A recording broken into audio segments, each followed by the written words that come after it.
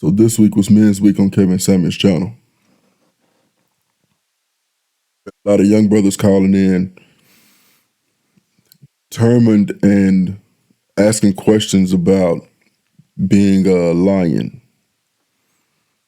And I could hear the frustration in Kevin's voice when he was telling them that you're not ready yet. You're not ready to be a lion yet. A lot of the brothers didn't understand because they looking at it from the perspective of they coming from a completely different generation. I was born in '83. I think we may have been the last of this generation of men that actually played outside, drank out of the green water hose, got scratched and scraped up, fought our friends that are now like family members. Gaming systems were just starting to come out, but they weren't in everybody's house like they are now, or every kid's home like they are now, especially if you grew up in the ghetto like I did. So that experience of growing up and being outside and being told if you come back in, you got to stay in. I think men that are around my age are the last of that group. As time goes, or as time has passed, and as we evolve as a society and as we evolve as a culture, some things start to change. We start to adopt a lot of the nuances that other cultures may have already had in place. Traditionally, black children, black people in general, have always been known to be tough. Whether in football, whether in boxing, basketball, whatever the case may be, we've always been known to be tough.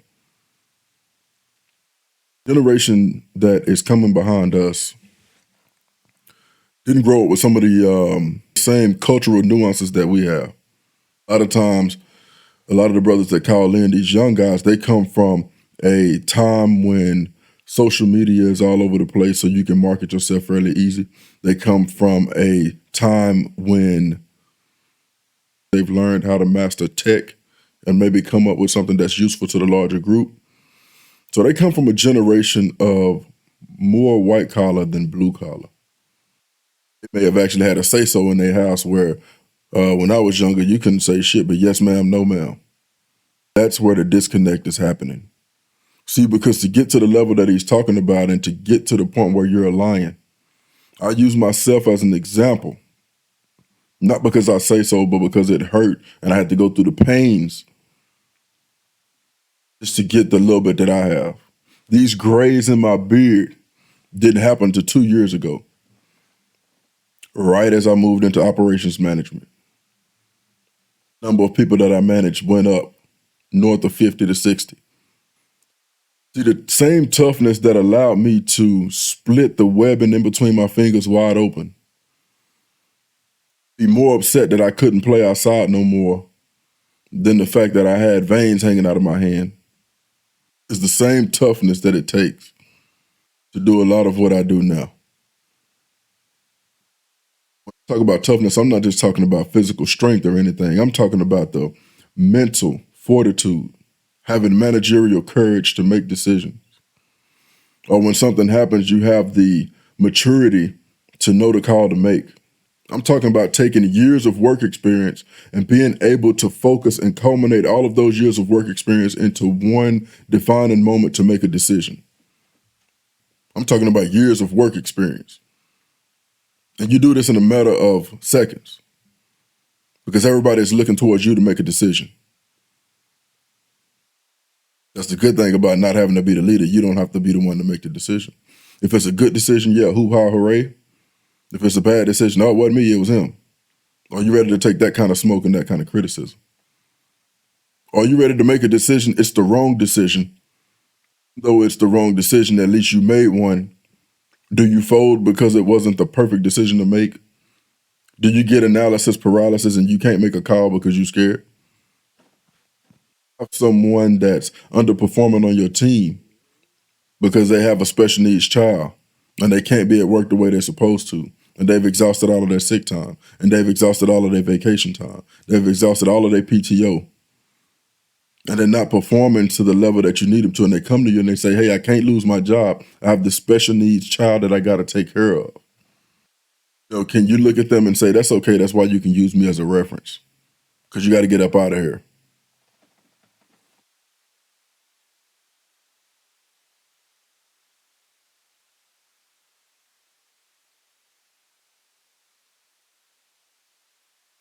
That's the level of toughness that it's going to take. Years of work experience, life experience. I'm putting this video together because what does it really mean for me to call in when I know a lot of you young brothers have questions? But hopefully a lot of y'all can reference this. Because what I can tell you is that in order to get to this point, I got tired of getting paid every 2 weeks and being nervous because my checks didn't meet. I got tired of coming home from work and my lights were off, and I'm a single father when I got kids. I got tired of coming home and the water was off. I got tired of getting cars repossessed. I've been fired before. All of this stuff happened when I was you guys' age, my early 20s, mid 20s, trying to figure it out. Full-fledged Pookie, trying to figure it out. But when it clicked, it clicked. Luckily for a lot of y'all, you have Kevin to come out and say, hey, don't have kids early. Be disciplined with your seed. Because to dig yourself out of that hole, bro, you got to go for what you know. You got to go for broke, fam. Got to be willing to risk it all, lay it all on the line. When you get to the pinnacle or you get to the point where you think you ought to be, you look back and ain't nothing but haters back there.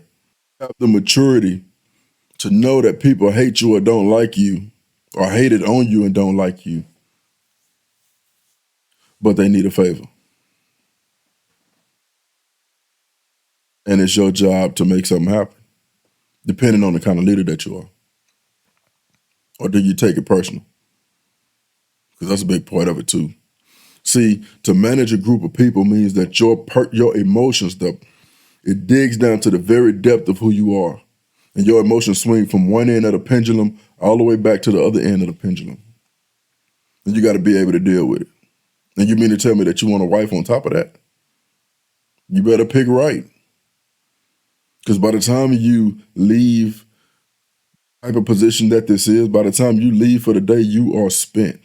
And your time to recharge your battery is sitting in traffic on the freeway, because when you hit the door, you may still be expected to be a good husband. And if you don't have a wife that understands, bro, how the fuck that shit gonna work out? How do you feel about competition? Have you been in sports? Do you know what it's like to be the underdog?